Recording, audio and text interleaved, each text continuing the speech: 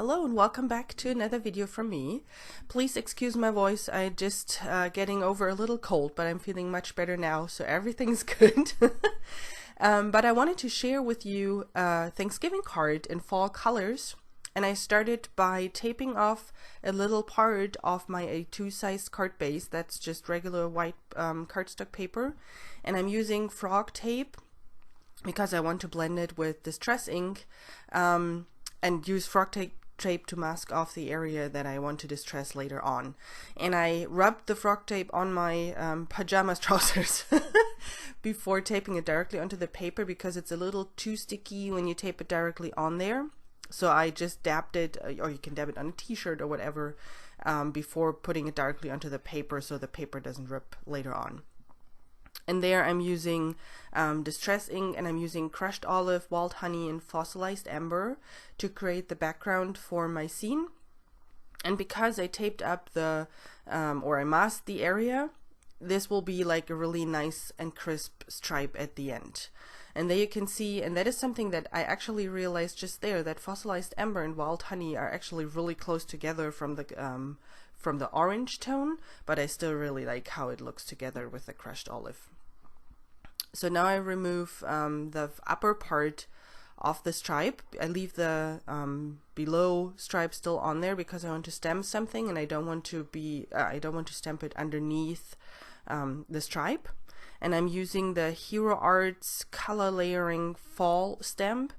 I like how layered stamps look, but I always have an issue if I use a stamping tool or not to really line those up, and it's just a lot of work. And that's why I like this layering tree stamp, because you don't have to be accurate for the tree leaves to stamp. You have like 4 different versions of leaves, and you can stamp them however you want.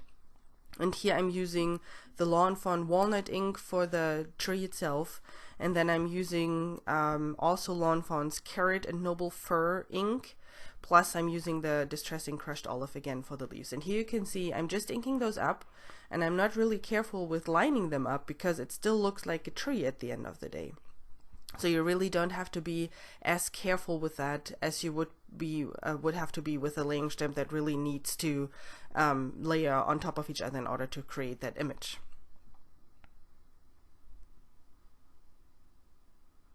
So now I'm removing the lower part because I'm done with the stamping of the area. And even though I dabbed it onto my t-shirt, I'm trying to be really careful with removing it so I don't remove any of the paper. And then I'm putting that aside. So now I'm taking the new Thankful for You sentiment die from Scrappiness. She has like a variety of new sentiment dies in her store. You should check them out. They are all Christmas and Thanksgiving themed and winter themed, and they are just really awesome. I really like her sentiment stems. And this is the Thankful for You. And I'm heat embossing that in the Nouveau glitter embossing powder shimmering pearl. And that was the first time I used this embossing powder. I'm actually really surprised how I turned that out. Because I thought it is white with glitter in it, and I hope that the black shines a little through. But the white parts, if you heat emboss them, and here you can see the glitter a little bit, it's really a pretty glitter in there. So the white parts in the embossing powder, they turn clear. So you're left with really a nice glittery shine on the black cardstock.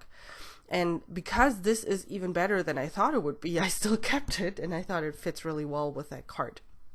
So I heat set it off camera, I'm sorry, because one time I did it on camera, I nearly melted my craft mat underneath, and since then I do it always off camera. So here you can see that the Thankful for You, and that's one thing that I actually really like about those dies, that it's one die. So it's not like you have not 3 words and you have to try to figure out how they fit together. It's one die cut, and it really looks pretty no matter how you position it. I'm adding a little bow here underneath the tree and get it somewhat straight and looking good. I try a little bit because I wasn't sure if I want to have it like a little bit more apart, or if I want to have the line close together. At the end of the day, I decided to keep everything together for the bow. And then I'm taking my Thankful for You die cut and adhering it directly onto the card base. If I haven't said it earlier, I think I didn't, this is a 1-layer card, so I'm doing it directly onto the card. I'm stamping and distressing directly onto the card base. so there's nothing that I have to adhere on there later on. And then I'm positioning the Thankful for You slightly off so that the Thankful is on top of the distressed area and the For You part is inside, and I think that adds a nice interest to the card. And as a final step, I'm adding Fabrica de Curo glass drops, and I'm using the color Jasmine, Northern Lights, and Amber, and that is basically something similar to the Nouveau drops. There's a little difference though, so the nozzle is a little different, and the it's a little bit more fluid than the Nouveau drops. So I can definitely make a comparison if you're interested in, and I think all of the Cat Scrappiness design team members have some of them at home and are trying them and compare them to the Nouveau drops now. I really like them because they're so fluid. They come easier out of the nozzle. The nozzle is also a little bit thicker. So yeah, really nice glass drops.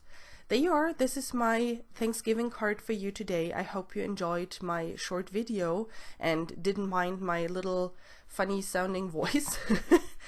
And I hope I see you soon with another video. Bye!